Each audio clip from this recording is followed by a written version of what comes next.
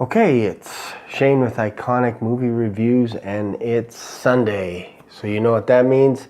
Today we are going to talk about movies. Today's topic is going to be on how I go about reviewing movies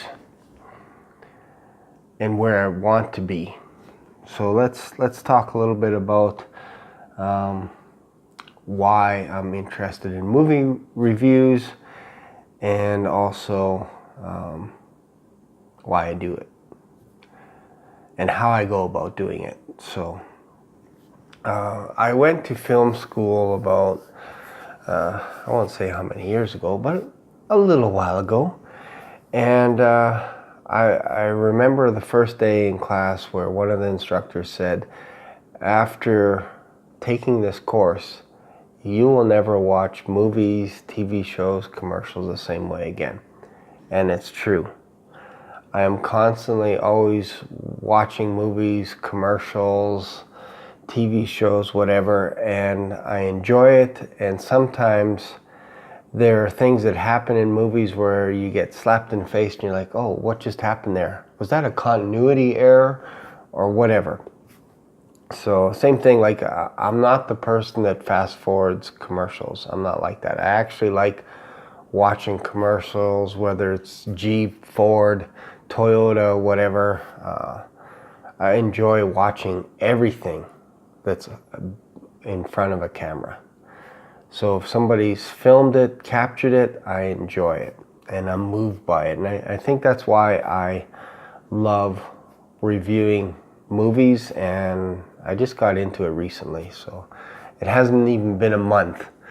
So I kind of kicked myself for a while wondering, why didn't I do this before? You know, if I love movies so much, why didn't I start talking about it? So anyways, I'm here and I'm growing this YouTube channel, and if you haven't subscribed yet, I appreciate it if you subscribe to my channel, like my videos, whatever, because obviously I'm trying to grow my channel.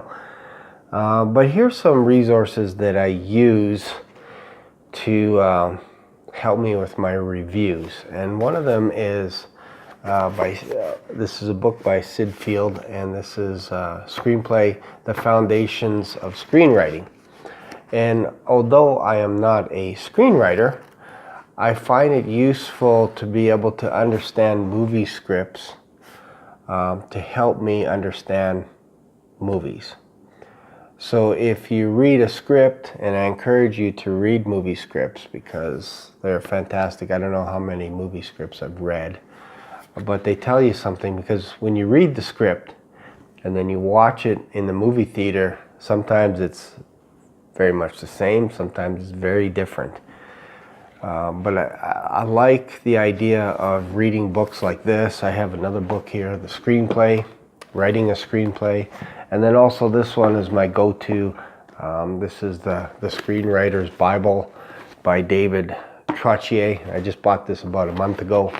I like reading it because it tells you how to create a story, how to set up your story, how to have conflict in your script, and then how to have a payoff at the end, how that all works out. So I like reading books like that, because then when I watch a movie, I can actually look at it. Oh, did they set the movie up properly?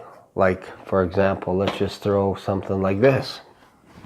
Rocky 3. I have a bunch of movies here, but let's pick Rocky 3. I haven't seen this one for a few years. But when I first saw it, I remember this movie stood out. I loved Rocky. Rocky 2 was pretty good, but a little bit more of a deeper tone, if you will. Not as much action, lots of story. But this one was great because it was a short movie. It's about 90-some minutes long. And basically, you get the idea. You get the setup at the beginning. Rocky is the champion, the current champion, and he is defending his belt. And the antagonist, Clubber Lang, played by Mr. T, is watching him, actually going to his fights and watching him. And then we see Clubber Lang training and working his way up the rankings. And it looks like Rocky is just enjoying himself, having fun, enjoying the limelight, enjoying his wife, all that kind of stuff. Life couldn't be better. And meanwhile, Clubber Lang is looking at him as the top dog, and he wants to take him on. He wants to be the number one guy. So it's your typical mono and mono, but they start setting this up right away. And it gets to the point where Rocky's going to retire, which means our antagonist can't achieve his goal, which is to fight Rocky and get the belt. He doesn't want to fight anyone else. He wants to fight the so-called champion. So what he ends up doing is insulting Rocky's manhood. He insults his wife, all that kind of stuff.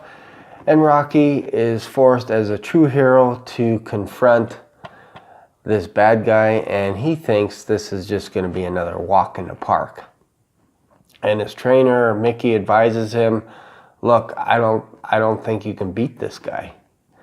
And they get into a discussion talking about why Rocky's been winning all these fights. And he comes to the conclusion that Mickey was not fixing the fights or anything like that, but basically hand-holding him and picking the fighters that he knows Rocky can beat. And Clubber Lang knows this and is saying, you're not fighting any real fighters. Why don't you fight me? So obviously this sets up our fight. And Rocky doesn't train very hard. Clubber Lang does. Trains 2-3 times harder than Rocky. And wouldn't you know it, Rocky goes into the ring and gets his ass handed to him. And Mickey ends up dying, his trainer. So this sets up, like any good screenplay, our hero goes into a tailspin. And this actually sets up the rest of the movie, because now Rocky has an antagonist. He has to overcome some inner demons because he has fear. This is his greatest thing. He's actually afraid, and he doesn't like to admit it, that he's actually scared of losing badly, because he got beat bad in inside 2-3 rounds. So that sets up our hero on his journey. And his journey is, he doesn't even want to fight anymore. He's done. And he doesn't know how to do it. He lost his mentor that's been in the other 2 movies. And then one of his greatest adversaries, Apollo Creed, comes to his aid and says, you know what, I'm going to train you. And when I saw that, I thought that was fantastic, because Apollo Creed was a great fighter. And the 2 of them together was unbelievable. The training scenes are phenomenal in this movie. The score is great, like the music, Eye of the Tiger, all that stuff.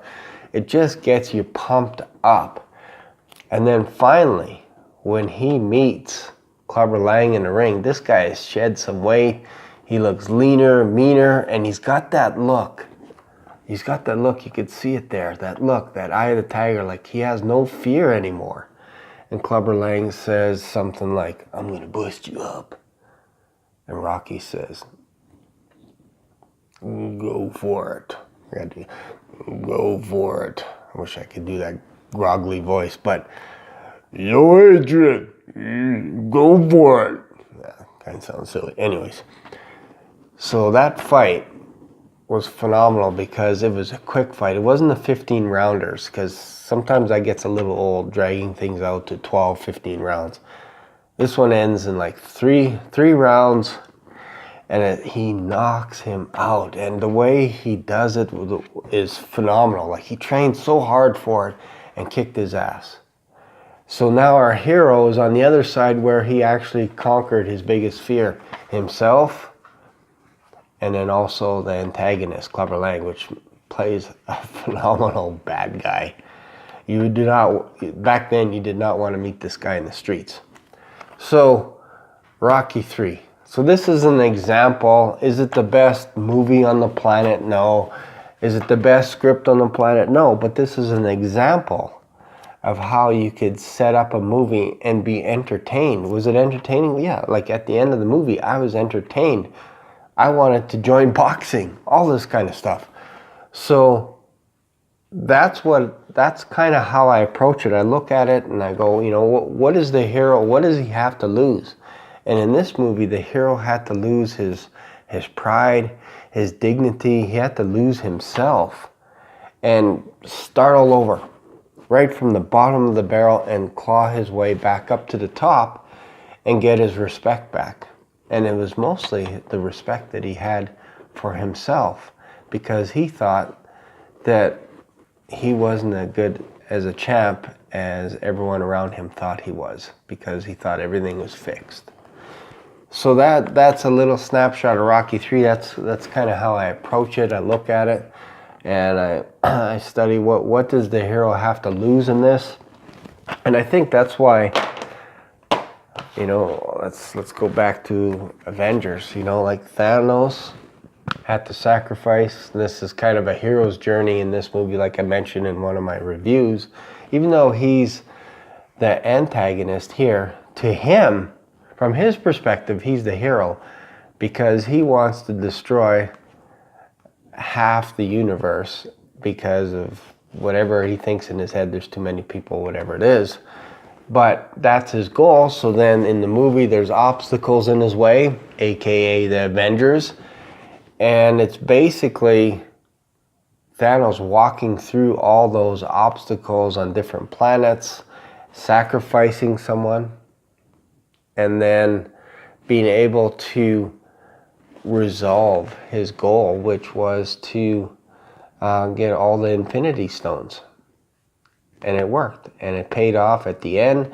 So from his perspective, everything worked. He's done. This chapter is closed. But for the Avengers, it's just beginning. Like, he rocked their world. Basically, half the Avengers are gone. Black Panther, Spider-Man, all these other heroes are gone. They're toast. Winter Soldier's gone. So this is a wake-up call to the original Avengers who are left. Tony Stark, Captain America, Thor. So that's what made this movie great. It's not just a fiction. It's not just a superhero movie. It actually has a very interesting and basic story. You know, hero has to go through a journey, and you can see him progressing. You can see all the emotions that he has to go through to the end, where he gets the resolve.